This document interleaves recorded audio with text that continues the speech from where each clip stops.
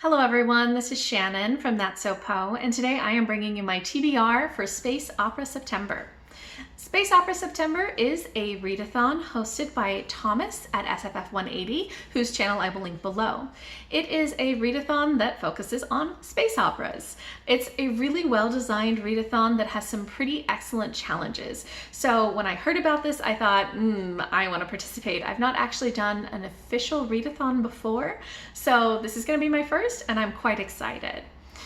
The announcement video that Thomas did for this readathon, which again I will link below, is absolutely fantastic, and if you have not checked it out, please do so. In it, he introduces a lot of the information about what the readathon is about, what the challenges are, and sort of really cool extra things as well. For example, there are rankings depending on how many books you read. So the goal for the readathon is to read 1 to 4 books over the course of September, so it's pretty doable. It also has a really interesting theme in terms of some of the prompts focus on reading a little bit more diversely. And I thought, I like that so much that I'm going to make sure all of the books that I read for this readathon are minority women. So I'm going to read only women, and only women who either have some sort of different ethnicity or some sort of different kind of gender or sexuality basis. So I've put together my TBR, but if you are interested in participating, do check out the Goodreads group, which I will link below, because Thomas has put together a list of, I think, over 200 different books by female authors of space operas that you can read, and he's even marked things like if it's a novella, if the author is LGBTQ+. So there's a lot of great information, and you can ask for recommendations and suggestions as well. So that's a really cool resource to check out. So going into the challenges. The first challenge is to read a space opera novella. For this, I'm going to be reading On a Red Station Drifting by Aliette Bodard, and this is a book set in her Shuya universe. I know nothing beyond that, but I'm pretty excited because I read The Tea Master and the Detective, which is another book set in her Shuya universe, and I thought that the world building was fantastic, so I'm quite excited. Challenge 2 offers participants an option. You can either do 2A, which is to read 2 space operas by women, or 2B, which is to read a space opera by a diverse author with diverse protagonists or major characters, where diversity is defined as racial, ethnic, or some sort of gender or sexuality difference.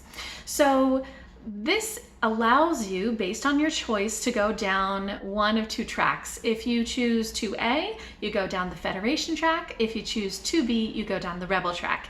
Again, check out Thomas's announcement video, which again I linked below, to find out more details about this, but it's a very cool way to offer some options within the readathon. I'm going down the Rebel track. I'm choosing 2B to focus on diverse authors and diverse characters. So for this, I'm going to be reading A Memory Called Empire by Arkady Martine, who is queer, and this book focuses on a lot of issues of colonialism and cultural imperialism. So the main character in this comes from a society that is sort of on the outskirts, and there is an empire that the main character must go to, and there's a lot of issues of different cultural norms and whether the main character should conform. So I thought that that would be an interesting book to pick up. Challenge 3 is to read a space opera published before you were born. For this, I'm going to read Downbelow Station by C.J. Cherryh.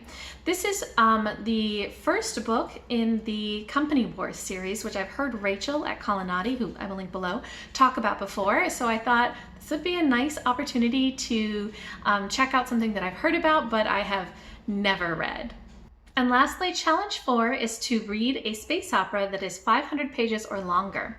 For this, I'm going to be reading Liliths Brood, which is a bind-up of the Xenogenesis series by Octavia Butler.